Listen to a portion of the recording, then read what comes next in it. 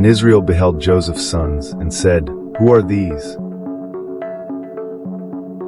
And Joseph said unto his father, They are my sons, whom God hath given me in this place. And he said, Bring them, I pray thee, unto me, and I will bless them.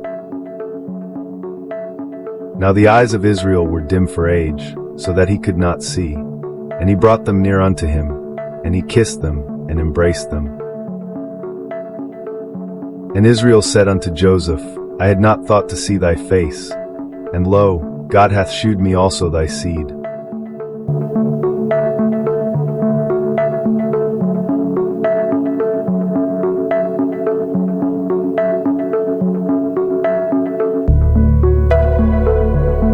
Dear Jesus, I know that I am a sinner, and I ask for your forgiveness. I believe you died for my sins and rose from the dead. I turn from my sins and invite you to come into my heart and life. I want to trust and follow you as my Lord and Savior. In Jesus' name I pray, amen.